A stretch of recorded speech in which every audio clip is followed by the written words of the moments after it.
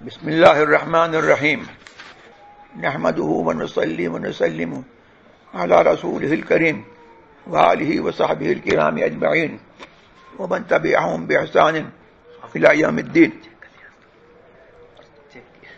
باب الحياء من الإيمان. حدثنا عبد الله بن يوسف قال أخبرنا مالك بن أنس عن ابن شهاب عن سالم بن عبد الله عن أبيه أن رسول الله صلى الله تعالى عليه وسلم مر على رجل من الأنصار وهو يعظ أخاه في الحياء قال رسول الله صلى الله تعالى عليه وسلم دعه فإن الحياء من الإيمان أو كما قال النبي صلی اللہ تبارک و تعالی علیہ وسلم. حضرت امام بخاری رضی اللہ تبارک و تعالی عنہ نے حدیث جو میں نے ابھی حضرت عبداللہ ابن عمر رضی اللہ تبارک و تعالی عنہما کی پڑھی، امام بخاری رضی اللہ تبارک و تعالی عنہ نے اس کو ایک باب کے تحت درج کیا. وہ باب ہے باب الحیاء من الایمان. یعنی یہ باب اس بات کے بیان میں ہے کہ حیا ایمان کا ایک شعبہ ہے. یہاں پر اعراب کی دو وجہیں ظاہر ہیں اور دو وجہوں پر اس کو پڑھا جا سکتا ہے. ایک تو وہی جو میں نے پڑھا باب الحیاء من الایمان، یعنی باب کو مضاف کیا اور الحیاء من الایمان یہ جملہ مبتدا اور خبر سے مل کر کے مضاف الیہ محل جر میں، اور مضاف سے پہلے یہاں پر قرینہ مقام اس بات پر دلالت کرتا ہے کہ یہاں پر مضاف سے پہلے ایک مضاف محذوف ہے. یعنی باب انہوں نے بیان وضع کیا ہے اس بیان کے لیے کہ حیا ایمان سے ہے، لہذا یہاں بیان یا ذکر یا اس کے مثل کوئی کلمہ یہاں محذوف ہے. دوسری وجہ یہ ہے کہ باب کو تنوین کے ساتھ پڑھیے، باب الحیاء من الایمان،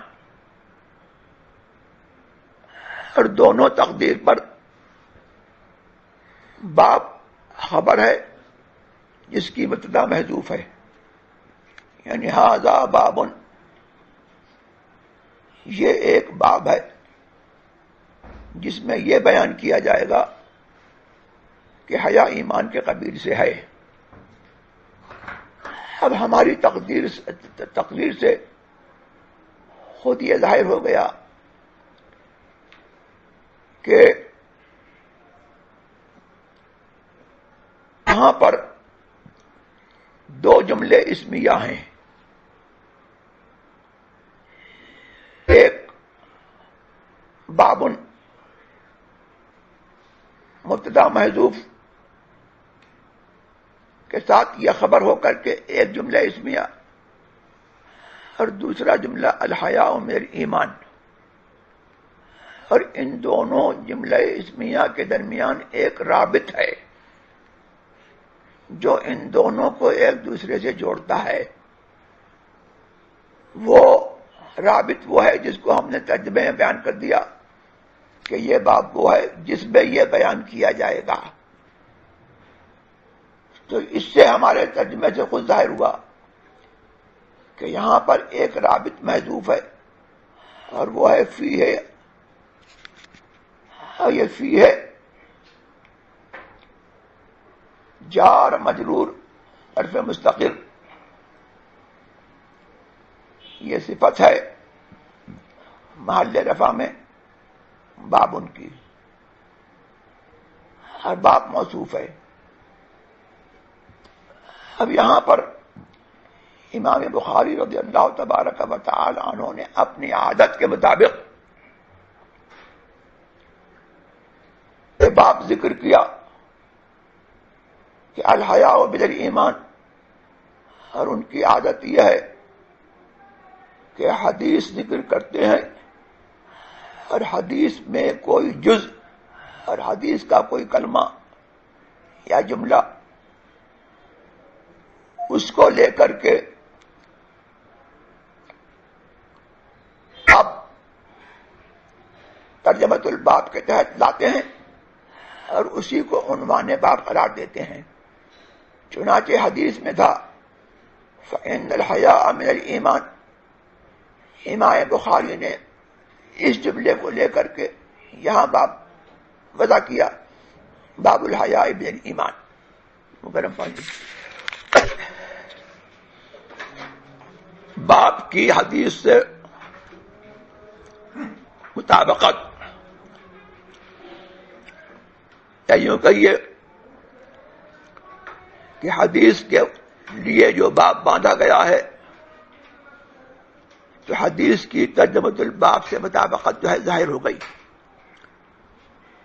اب اس باب کی باب اول سے جو پہلے گزرا اس سے کیا مناسبت ہے؟ پہلے انہوں نے یہ باب وضع کیا تھا کہ باب تفاضل عہد الایمان فی الاعمال، جس میں انہوں نے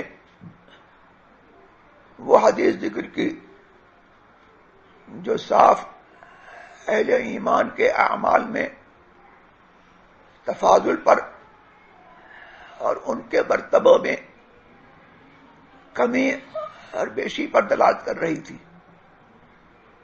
یہاں پر یہ باب لے کر کے آئے کہ باب الحیاء من الایمان، کہ باب اس بات میں ہے کہ حیا ایمان میں سے ہے. اس باب کی مناسبت پہلے باب سے یہ ہے کہ حیا بندہ مومن میں ایک وصف جمیل ہے اور ایک صفت محمودہ ہے جو اس کو باعث ہوتی ہے کہ وہ فضائل اعمال سے متحلی ہو اور رذائل اعمال کو چھوڑے اور شریعت میں جو باتیں منع ہیں ان سے دور رہے، اور جو باتیں شرعاً فرض، واجب یا کسی طرح سے مطلوب اور مرغوب ہیں ان باتوں کو بروئے کار لائے. تو اور یہ سب باتوں سے جب آدمی آراستہ ہوتا ہے تو اس کا ثواب عمل بڑھتا ہے اور عمل میں اس کا تفاضل ظاہر ہوتا ہے، اور عمل میں تفاضل کی وجہ سے اس کے ایمان میں ایک قوت آتی ہے.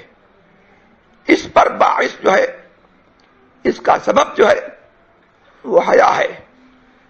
تو اس بات کی اگلے باب سے مناسبت وہ ہے جو سبب کو مسبب کے ساتھ ہوتی ہے، کہ ہر مسبب جو ہے وہ اپنے سبب کے ساتھ مرتبط ہوتا ہے.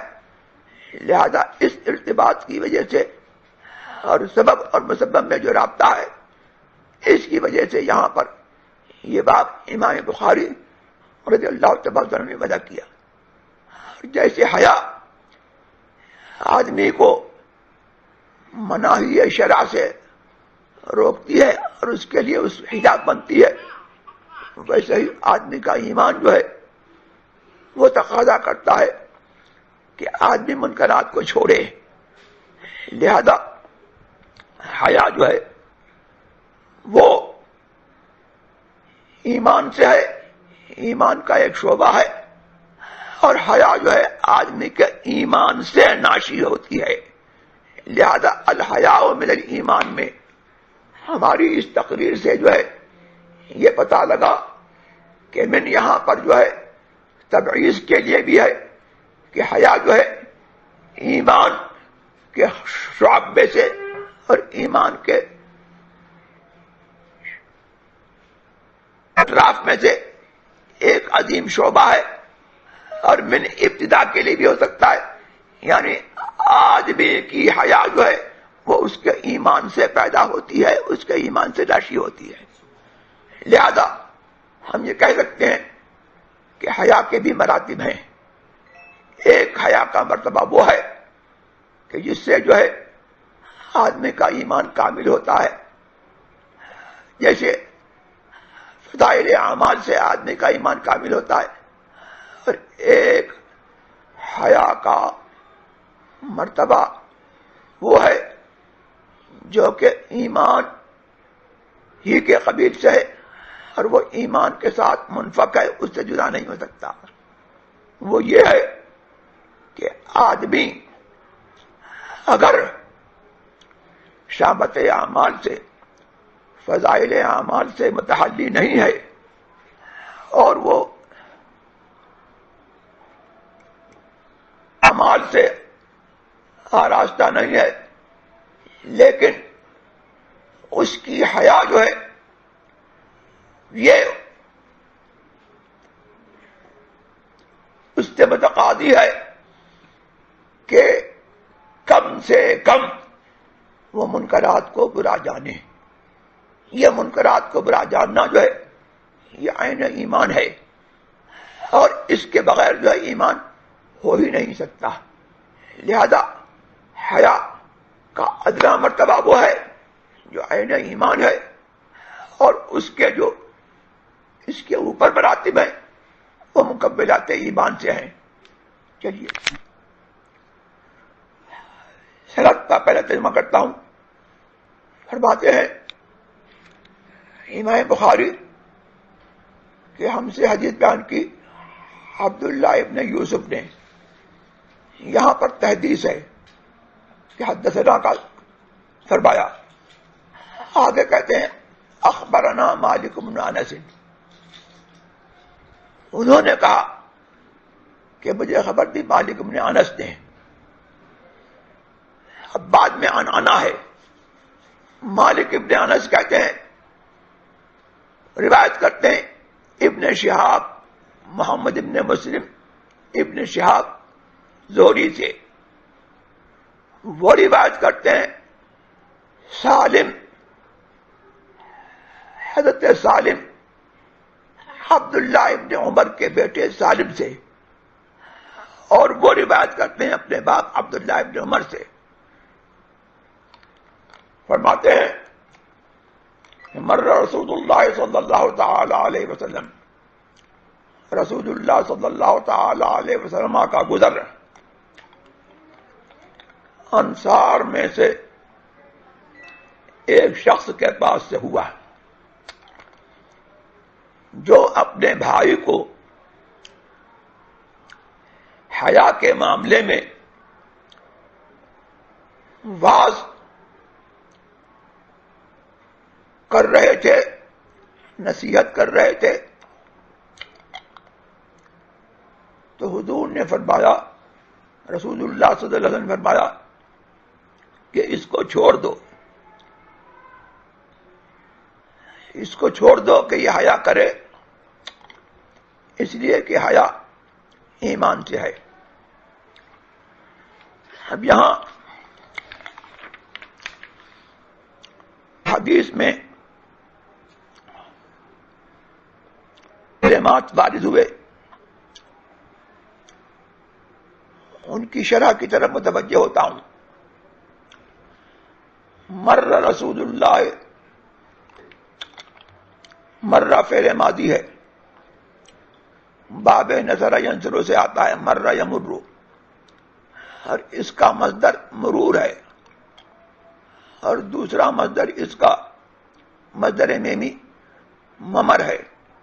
مرہ یمر مرورن و ممرن کے معنی ہے اجتازہ، اور اس کا صلہ دو طرح آتا ہے اس کا استعمال. مرہ علی رجل یعنی علی کے ساتھ، اور مرہ برجل یعنی بے کے ساتھ، اور دونوں کا معنی ایک ہے. اور ممر مصدر میمی بھی ہے، اور ممر اس میں ظرف بھی ہے، یعنی ممر کے معنی گزرنے کے بھی ہیں، اور ممر کے معنی جائے گزر رہ گزار کے بھی ہیں. اور اب یہاں پر ساتھ ہی ساتھ میں مر رسول اللہ کا اعراب بیان کر دوں. انہوں نے ایک لغت غریبہ یہاں پر مرہ کے سلسلے میں ذکر کی، وہ یہ ہے کہ بنو یربو ایک قبیلہ ہے، وہ مرہ فعل ماضی کو کسر میم کے ساتھ مرہ کہتا ہے، اور اکثر عرب فتح میم کے ساتھ مرہ کہتے ہیں. اب مرہ رسول اللہ کا اعراب کیا ہے؟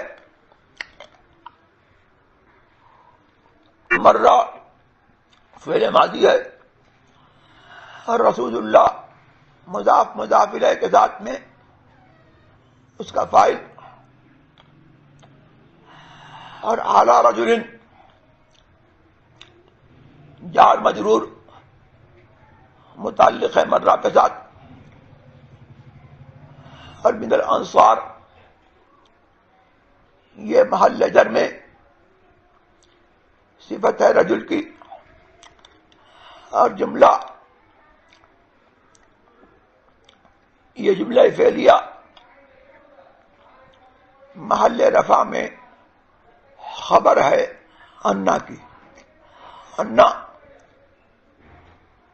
اسم اور خبر کو جاتا ہے تو رسول اللہ یہ اس میں انا ہو گیا، اور مرہ یہ اس کی خبر ہو گئی. اور مرہ میں یہ ضمیر مستتر ہے جو رسول اللہ کی طرف لوٹتی ہے، وہ اس کا فاعل ہے. اب آگے کیا ہے؟ وَهُوَ يَعِظُ أَخَاهُ، واو یہاں پر حالیہ ہے،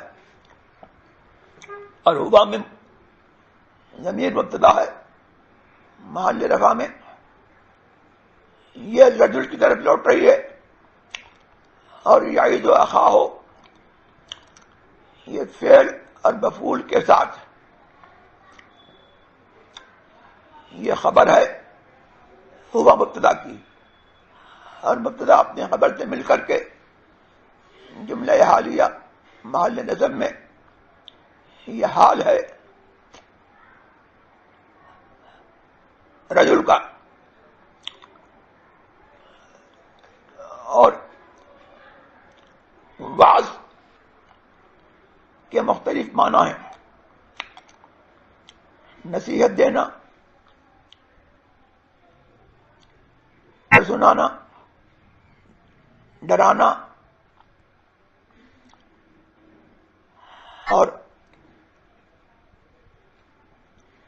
خیر بھلی بات یاد دلانا، اور سختی سے کسی چیز سے منع کرنا، زجر. کسی چیز سے زجر کرنا، ساتھی سے منع کرنا، ان سب باتوں کا ماحصل یہ ہے کہ یعظ کا معنی ہے ینہا، کہ وہ آدمی اپنے بھائی کو حیا سے منع کر رہا تھا. تو اب یہاں پر فی جو ہے یہ ماحصل کے اعتبار سے فی ان کے معنی میں ہے، اور یہاں پر فی جو ہے وہ تعجیلیہ بھی ہو سکتی ہے، یعنی حیا کے سبب وہ آدمی اس شخص کو منع کر رہا تھا اور اس کو نصیحت کر رہا تھا کہ حیا کے عواقب سے اور اس کے انجام سے ڈرو، کہ حیا ایسی چیز ہے کہ اس کی وجہ سے آدمی اپنا حق پورا نہیں لے پاتا، لہذا تم حیا مت کرو. حضور نے فرمایا فإن الحیاء دعو، چھوڑ دو اس کو. اب یہاں پر دعو یہ فعل امر ہے جس کا ماضی ودعا ہے اور اس کا مضارع یدعو ہے، اور یہ اصل کے اعتبار سے، لیکن اکثر استعمال میں اس فعل کا ماضی مستعمل نہیں ہوتا. ہاں، یہ دعا یدعو اس کا مرادف ہے یدرو، اور اس کا فعل امر آتا ہے ذر. دونوں کے معنی ہیں چھوڑنے کے. جس طرح اس کا ماضی استعمال نہیں ہوتا، ویسے ہی یدرو کا ماضی استعمال نہیں ہوتا، یعنی وزرا نہیں کہا جاتا. ودعا کی جگہ پر ترکا کہتے ہیں، اور وزرا کی جگہ پر بھی ترکا کہتے ہیں، اور وزرا ودعا نہیں کہتے. یہ غالب استعمال کے اعتبار سے ہے، اور ضرورت شعر کے اعتبار سے بہت قلیل و نادر اس کا استعمال ہوا ہے. اور ایک قرأت میں یوں بھی ہے کہ ماں ودعک ربک، قرأت مشہورہ ہے ماں ودعک، لیکن حضور علیہ الصلوۃ والسلام سے مروی ہے، ابن عباس رضی اللہ تبارک و تعالی عنہ سے یہ قرأت مروی ہے، اور روایت کرتے ہیں کہ حضور نے تخفیف کے ساتھ ودعک پڑھا. اور یہی قرأت عروہ، مقاتل، ابو حیبہ، ابن ابی عبلہ اور یزید نحوی، ان لوگوں نے اسی حرف پر اور اسی کے موافق انہوں نے قرأت کی تخفیف کے ساتھ، جیسا کہ عینی نے ذکر کیا ہے. اب عینی نے تو یہ افادہ کیا کہ ودعا کا ماضی استعمال نہیں ہوتا، اور ضرورت شعر کے میں کبھی کبھی استعمال ہوا ہے. اس پر انہوں نے ایک شاہد ذکر کیا، لیت شعری عن خلیلی ملذی غالہ فی الوعد حتی ودعہ.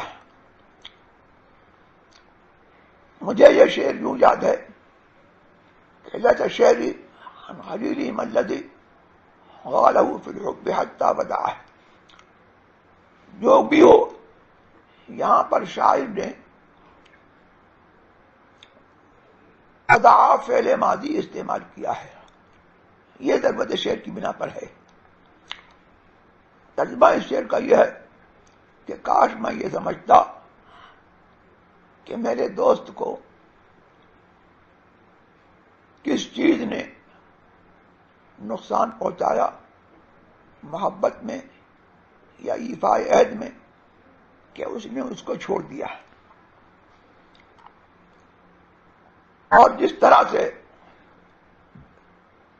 اس کا ماضی استعمال نہیں ہوتا ہے، اسی طرح سے اس کا مصدر ودع یدعو کا مصدر ودع ہے، یہ بھی قلیل الاستعمال ہے. بعض احادیث میں حضور علیہ الصلوۃ والسلام نے مصدر کو اس کا مصدر ارشاد فرمایا ہے. ذرا میں یہ عبارت میں یہ کہہ رہا تھا کہ کا جس طرح سے ماضی قلیل الاستعمال ہے، اسی طرح سے اس کا مصدر بھی قلیل الاستعمال ہے. اس سلسلے میں مجھے ایک حدیث یاد آئی. اس میں سرکار نے فرمایا لَيَنْتَهِيَنَّ قَوْمٌ عَنْ وَدْعِهِمُ الْجُمُعَةِ لَيَنْتَهِيَنَّ قَوْمٌ عَنْ وَدْعِهِمُ الْجُمُعَاتِ. کچھ لوگ جمعہ چھوڑنے سے ضرور بعد آئیں گے. اس پر جو تمام حدیث میں وعید ہے وہ مذکور ہوئی کہ اگر ایسا نہیں کریں گے تو وعید کے مستحق ہوں گے. تو جس طرح سے اس کا ماضی قلیل استعمال ہے، مصدر بھی قلیل استعمال ہے، اور جیسے سرکار سے اس کے ماضی کا استعمال مروی ہے، اور اسی کے مطابق بعض قراء نے قرات اس کو آیت میں پڑھا بھی ہے، جن میں حضرت مجاہد بھی ہیں. جو مذکور ہوئے ان کے علاوہ حضرت مجاہد بھی ہیں، انہوں نے بھی وداع کا پڑھا ہے، اور اس کا مصدر یہ بھی قلیل استعمال ہے. لیکن ایک روایت میں حضور نے اس مصدر کو استعمال کیا، اور جس طرح سے اس کا مصدر جو ہے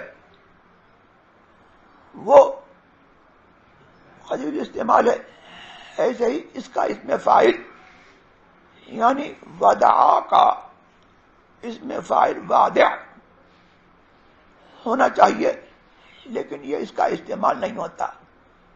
ان سب باتوں کے متعلق بعض متکلمین نے یہ دعویٰ کیا کہ عربوں نے اس کے ماضی کو اور اس کے مصدر کو مردہ قرار دے دیا. اس پر مصباح منیر کے مصنف نے یہ کہا کہ روایت اور قراءت افصح العرب افصح من نطق بالضاد، جنہوں نے خود کہا کہ انا افصح من نطق بالضاد بعد انی من قریش، میں سب سے زیادہ فصیح ہوں ان لوگوں میں جو لغت ضاد کا تلفظ کرتے ہیں. اس کے علاوہ یہ ہے کہ میں قریشی ہوں. یعنی سرکار علیہ الصلوۃ والسلام سے یہ دونوں حرف ودع کا فعل ماضی اور ودع مصدر قراءتن اور روایتن مروی ہیں، لہذا یہ دعویٰ کرنا کہ یہ لفظ مردہ ہو گیا، اس پر انہوں نے مواخذہ کیا. انہوں نے کہا کہ یہ نہیں کہنا چاہیے، بلکہ یوں کہا جائے کہ یہ قلیل الاستعمال ہے. چنانچہ وہ کہتے ہیں وما ھذا سبیلہ وما ھذہ سبیلہ وما ھذا سبیلہ فیجوز القول بقلة الاستعمال ولا يجوز القول بالامادۃ. وہ لفظ جو اس طور پر اور اس راہ سے مروی ہوا کہ سرکار سے وارد ہوا، اس کے سلسلے میں یہ کہا جائے گا کہ وہ لفظ قلیل الاستعمال ہے، اور یوں نہیں کہا جائے گا کہ عربوں نے اس کو مردہ قرار دے دیا. آگے کچھ ہے اور بات.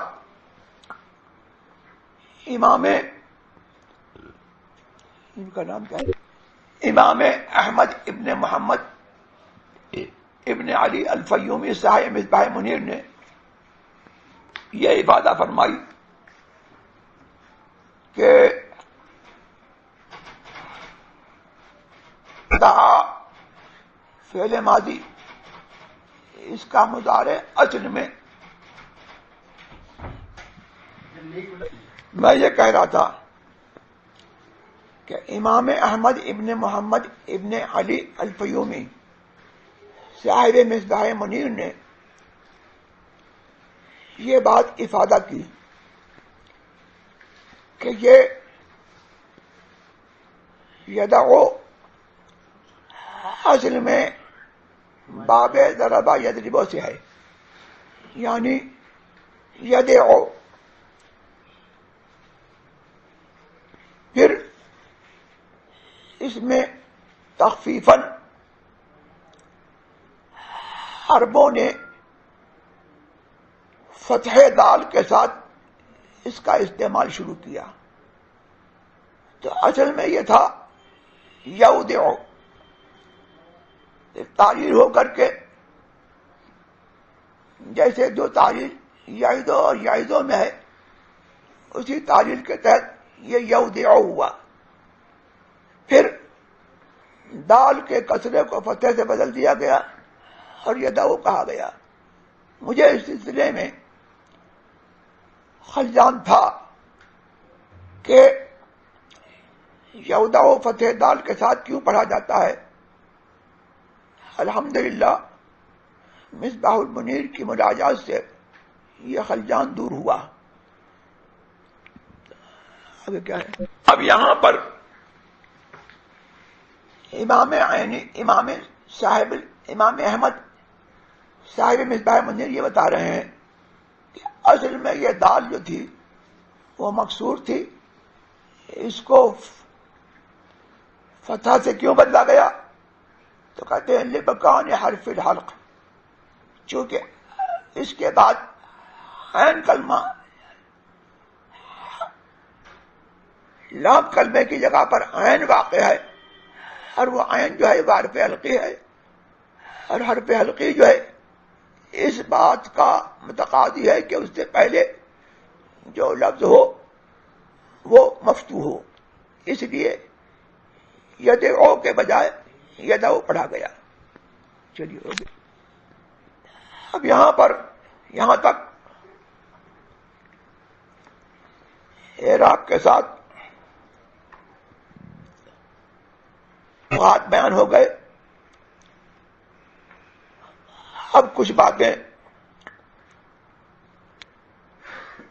اس قبیل معانی ہیں ان کو بیان کرنے کی باری ہے. حدیث میں ہے یعید اخاہ، وہ شخص اپنے بھائی کو نصیحت کر رہا تھا.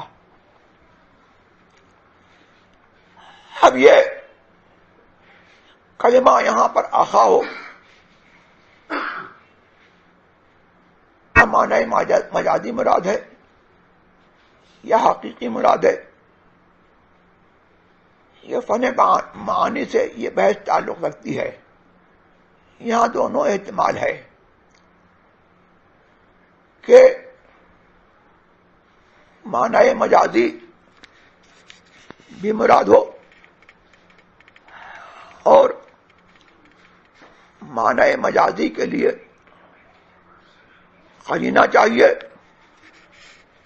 تو قرینہ یہاں پر یہ ہے کہ بہت مرتبہ آدمی کسی مماثلت کی وجہ سے کسی کو بھائی کہہ دیتا ہے، اگرچہ وہ اس کا نسب میں رشتے میں بھائی نہ ہو، لیکن کسی مماثلت اور مشارکت کی بنا پر بھائی کہہ دیتا ہے. یہاں پر کون سا علاقہ مجاز ہے؟ قرینہ تو معلوم ہو گیا. علاقہ مجاز کیا ہے؟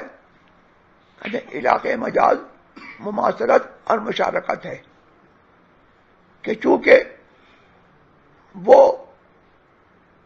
شخص اسلام میں اس کا مماثل اور مشارک تھا، اس وجہ سے راوی نے اس کو بھائی کہا کہ وہ اپنے مسلمان بھائی کو نصیحت کر رہا تھا. تو یہ مجاز لغوی ہے یا حقیقت عرفیہ ہے. اور جب مجاز متعارف ہو جائے اور وہ حقیقت عرفیہ بن جائے تو اب قرینے کا محتاج نہیں ہوتا ہے، بلکہ خود عرف جو ہے اس کے برات پر قرینہ ہوتا ہے. اب یہاں پر دوسری بات یہ ہے کہ ہو سکتا ہے کہ جس کو وہ نصیحت کر رہا تھا وہ اس کا حقیقی بھائی ہو، تو اب یہاں پر جو ہے یہ اخا ہو اپنے حقیقت پر ہے، مجاز نہیں ہے. اب یہاں ایک بات یہ رہی کہ حضور نے فرمایا فَإِنَّ الْحَيَاءَ مِنَ الْإِيمَانِ، یعنی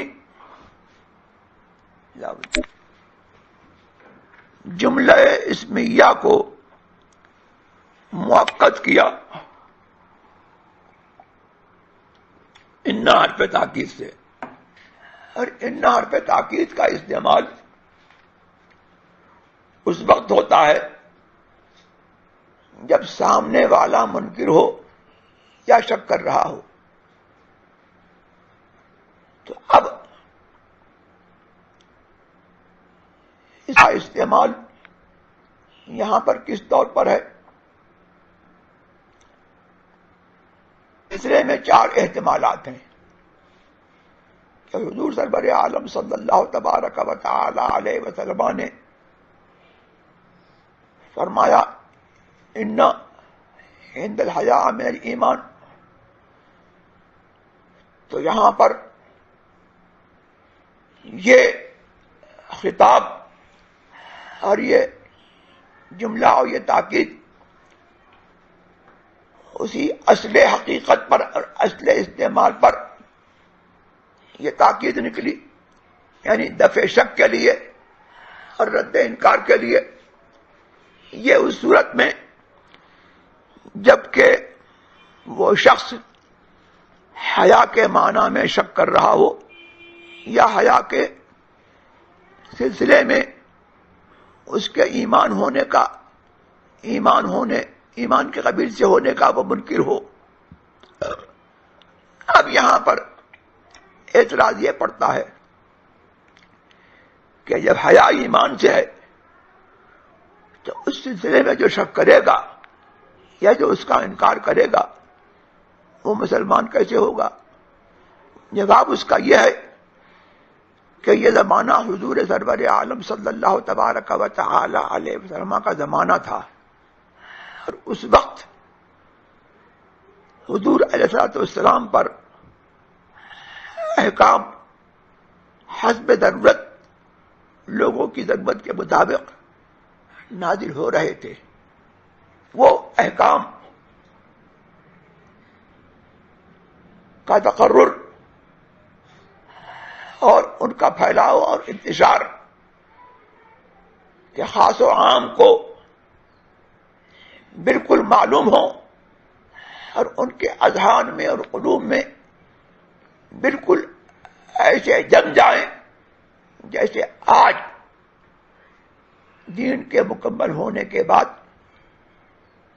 جبے ہوئے ہیں. معاملہ اس طور پر نہیں تھا. تو حضور سرور عالم صلی اللہ تبارک و تعالی علیہ وسلم نے اس کو معذور رکھا اور اس کو بتایا کہ تم کو نہیں معلوم ہے یہ یہاں پر یعنی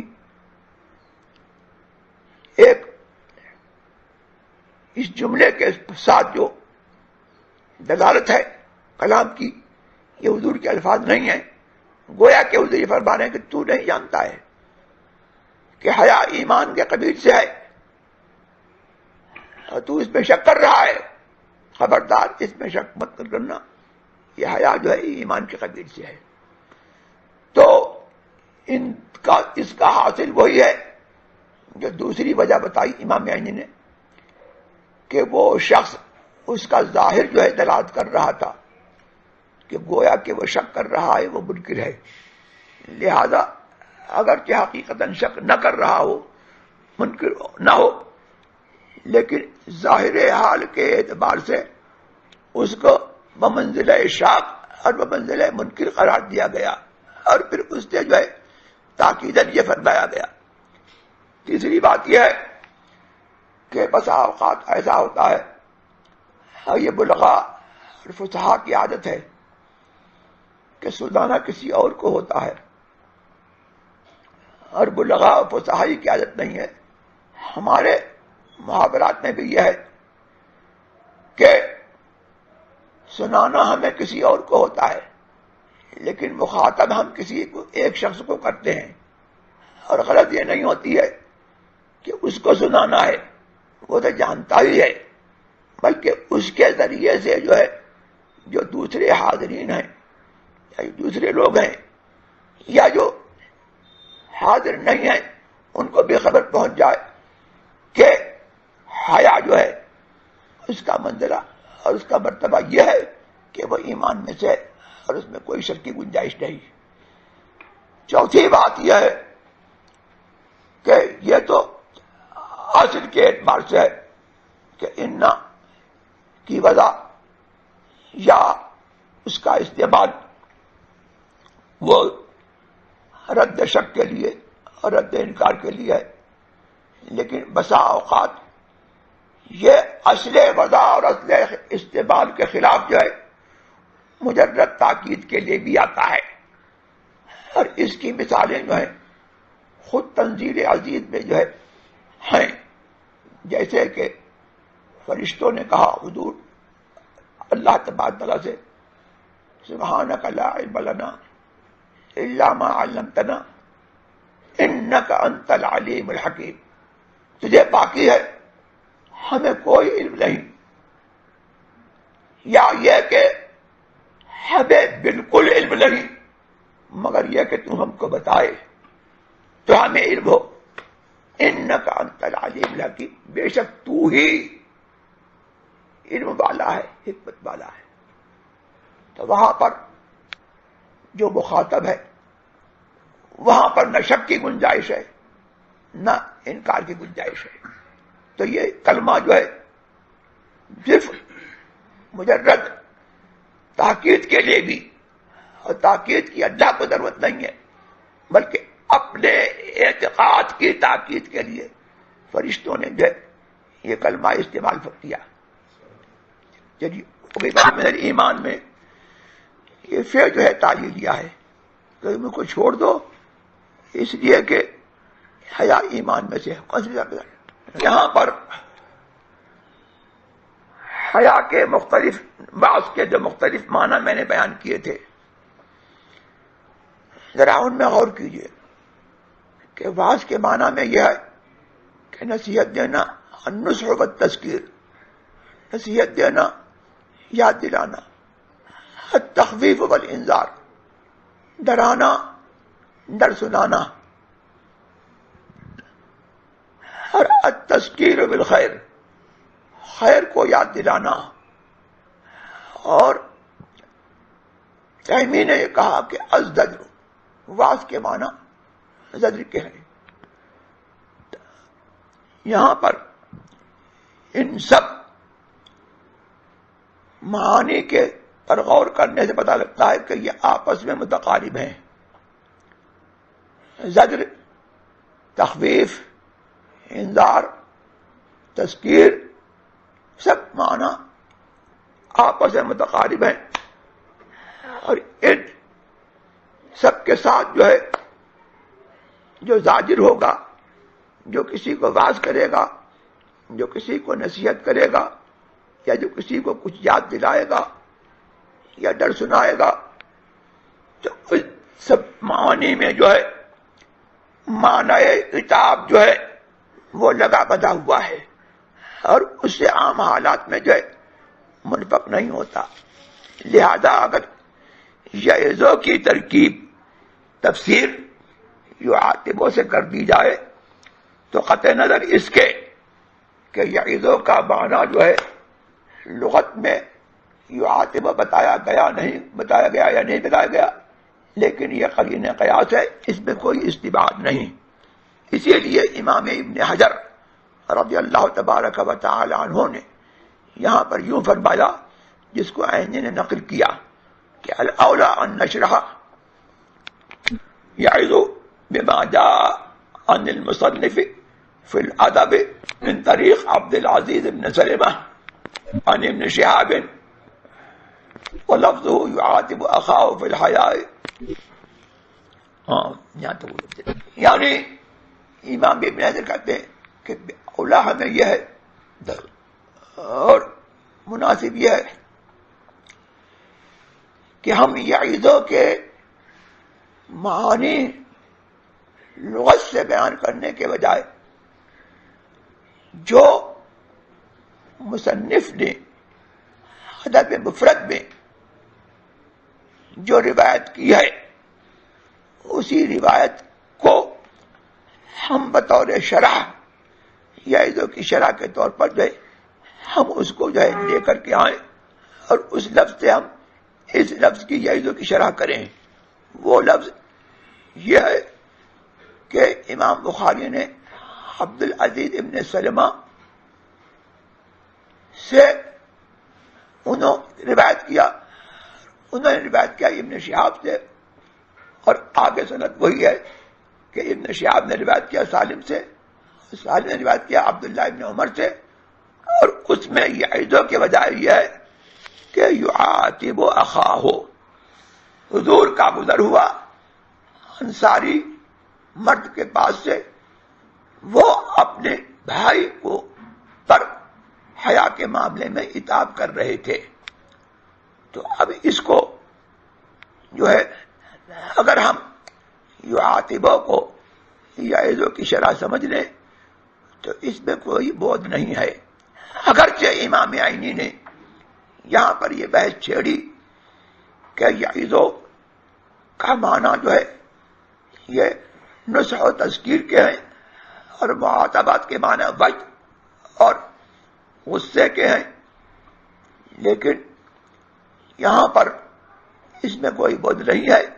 اور امام ابن حجر اس بات کے مدعی نہیں ہے کہ یعاتبو کا معنی لغتاً، یعظو کا معنی لغتاً یعاتبو ہے، بلکہ وہ ان کے کلام کا حاصل یہ ہے کہ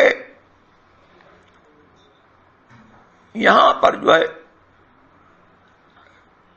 عتاب اس واعظ کے ساتھ مقرون تھا، اور اس واعظ کی یہ حالت تھی کہ وہ حالت عتاب میں اس کو منع کر رہا تھا. تو اب اسی لیے امام عینی رضی اللہ تبارک و تعالی عنہ نے جو خود فیصلہ فرمایا، اس سے یہ بات خود ثابت ہو جاتی ہے کہ عتاب واعظ کی تفسیر ہو سکتا ہے. چنانچہ وہ کہہ رہے ہیں غایت ما فی الباب ان الواعظ المذکور وعظ اخاہ فی استعمال الحیاء وعاتب علیہ. غایت ما فی الباب یہ ہے، اس باب کے سلسلے میں نہایت درجہ جو کہا جا سکتا ہے وہ یہ ہے کہ اس واعظ نے اپنے بھائی کو واعظ کیا، نصیحت کی حیا کے معاملے میں، اور اس سے عتاب کیا۔ تو جب واعظ کہہ لیا تو عتاب کہنے کی ضرورت کیا؟ یہ معلوم ہوا کہ عتبہ جو ہے، عتبہ یہ واو حرف عطف تفسیری ہے، اور عتبہ خود امام عینی کے کلام میں واضح کی تفسیر ہے۔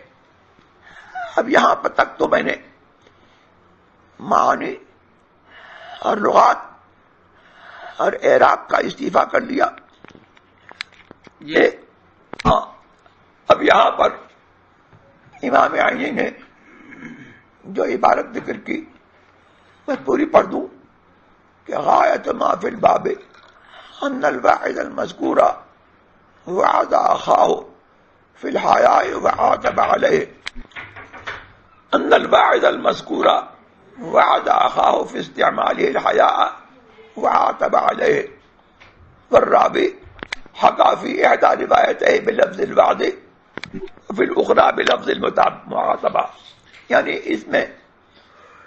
اس باب میں نہایت درجہ جو کہا جا سکتا ہے وہ یہ ہے کہ واعظ مذکور نے اپنے بھائی کو نصیحت کی اور اس پر عتاب کیا حیا کو بروئے کار لانے میں کے سلسلے میں، اور رابی نے اپنی ایک روایت میں لفظ واعظ سے، لفظ یعظ سے حکایت کیا، اور دوسری میں یعاتب کہہ کر کے لفظ معاتبہ سے حکایت کیا۔ اب یہاں پر الحمدللہ کلام اپنے انجام کو پہنچا۔ اب حسن خاتمہ کی امید رکھتے ہوئے میں اس کلام کا خاتمہ ایک بحث نفیس سے کروں جو عقائد سے تعلق رکھتی ہے۔ وہ یہ ہے کہ حیات کا اطلاق جس طرح بندوں پر ہوتا ہے اسی طرح حیا کا اطلاق بندوں پر ہوتا ہے۔ حیا کا اطلاق اللہ تبارک و تعالی پر بھی ہوتا ہے۔ اب یہاں پر یہ بات یاد رکھنے کی ہے کہ حیا اس صورت میں الفاظ مشترکہ میں سے ہو گیا کہ اس کا اطلاق خالق پر بھی ہوتا ہے، مخلوق پر بھی ہوتا ہے۔ تو اب کیا وہی معنی مراد دیا جائے گا خالق کے حق میں جو مخلوق کے حق میں مراد ہوتا ہے؟ حاشا وکلا، ہرگز نہیں۔ خالق ہے اور مخلوق ہے۔ خالق لیس کمثلہ شیء، اس کا معاملہ یہ ہے کہ کوئی شے، کوئی چیز اس جیسی نہیں ہے، وہ مثیل سے، شریک سے، ند سے اور ضد سے منزہ ہے، مبرہ ہے۔ لا ند لہ ولا ضد لہ ولا مثیل لہ ولا شریک لہ، نہ اس کا کوئی مثیل ہے، نہ اس کا کوئی شریک ہے، نہ کوئی اس کا ند ہے، نہ کوئی اس کا ضد ہے۔ وہ اپنی ذات میں، اپنے صفات میں، اپنے افعال میں وحدہ لا شریک ہے، تو اپنی حیا میں بھی وہ وحدہ لا شریک ہے، اور حیا ہم اس کی حقیقت کو نہیں جانتے، جو اس کے معنی جو معنی اس کے لائق ہے، ہم اس طور پر تنظیر کے ساتھ اور مراد اس لفظ کی اللہ تبارک تعالیٰ کو سونپ کر حیا کا معنی جس طرح سے تنزیل میں احادیث میں آیا ہے اسی تنزیل کے ساتھ اور تفویض مراد کے ساتھ کہ مراد اس کی حقیقی کیا ہے ہمیں نہیں معلوم، اللہ اس کی مراد کو جانے، ہم حیا اس کے لیے ثابت کرتے ہیں، لیکن ہمارا عقیدہ یہ ہے کہ وہ حیا ہماری طرح سے نہیں ہے، بلکہ وہ ایسا معنی نفیس ہے جس کی گناہ کو اور جس کی حقیقت کو ہم نہیں سمجھتے، وہ اسی کے لائق ہے۔ متشابہات میں یہ سلف کی روش ہے، اور سلف و خلف دونوں اس بات پر متفق ہیں کہ متشابہات میں جو لفظ اللہ اور رسول کے لیے نہیں بنتا، جس کا ظاہر معنی اللہ اس سے منزہ ہے اور اس کا رسول اس سے منزہ ہے، اور اس کے ظاہر معنی سے ہم اللہ کو منزہ جانتے ہیں، اور اس کی حقیقی مراد کیا ہے ہم اس کی حقیقی مراد اللہ کو سونپتے ہیں۔ حالت تعین ہم کو اس کی حقیقی مراد معلوم نہیں۔ اب سلف نے یہ کہہ کر کے اپنی زبان روک لی اور کہا کہ بس جو قرآن میں وارد ہوا ہم اس کی تلاوت کریں گے اور اس کی تفسیر نہیں کریں گے، اور اللہ کو اس سے منزہ جانیں گے، اس کی مراد اللہ کے کو سونپیں گے۔ لیکن خلف نے کہا کہ ان کا زمانہ جب آگے بڑھا اور گمراہیاں اور بدعتیں رائج ہوئیں تو انہوں نے دیکھا کہ عوام کے عقیدے کو سنبھالنے کی ضرورت ہے، اور ضلالت اور گمراہی اور کفر کے فتنوں کو مٹانے کی ضرورت ہے، تو انہوں نے کہا کہ تعویل تو اس کی ہے، اسی وجہ سے شریعت اور ہمارا ایمان یہ کہتا ہے کہ یہ کلمہ اپنے ظاہر سے جو ہے معول ہے، مصروف ہے، یہی تعبیر ہے۔